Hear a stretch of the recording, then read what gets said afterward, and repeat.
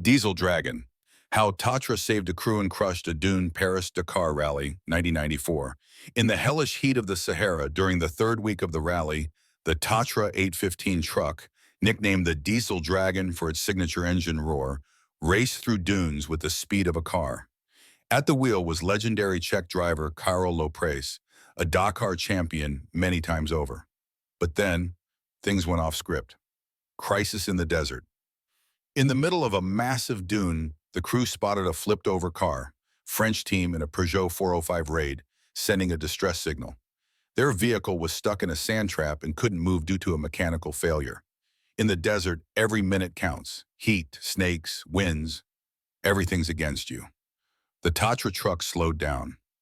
Lopez stepped out and made a split-second decision. Tow the car over the dunes to the nearest checkpoint. Operation Armor to the rescue.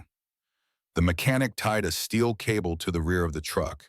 As the Diesel Dragon roared ahead, it dragged the helpless Peugeot behind it, swinging side to side like a toy. At one steep slope, the Peugeot began to sink into a dune. But instead of stopping, the Tatra used its weight and dug into the sand, pulling the vehicle out like a tank dragging a raft. Lopez at the finish line, "I came here not only to win, but to remain human. In this race, victory means nothing if someone dies in the sand." Aftermath. The story made headlines across Europe. The Tatra crew not only finished the stage in the top 5, they earned the admiration of their rivals. After this, officials proposed creating a formal role for rescue trucks in future races. Fun fact, the Tatra's unique design, central backbone tube, and independent suspension let it not just drive, but float across sand. Lopez would go on to win 6 Dakars, but this stage remains the most human act in rally history. Clash of Titans, KamAZ versus Tatra in the hell of Mauritania. Paris-Dakar, 1996.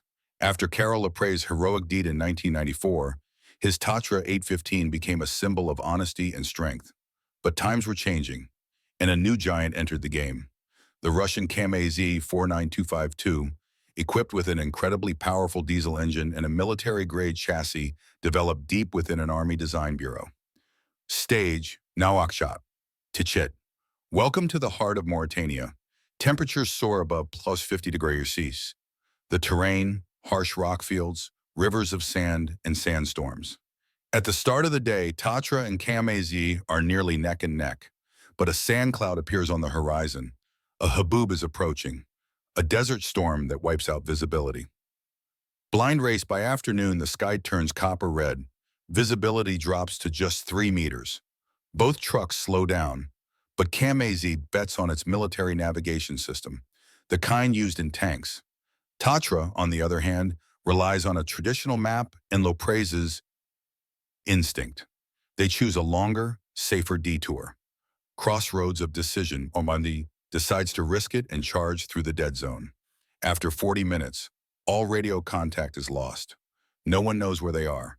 Tatra emerges from the storm 2 hours later, having lost their lead. But at the finish line, KamAZ is nowhere in sight.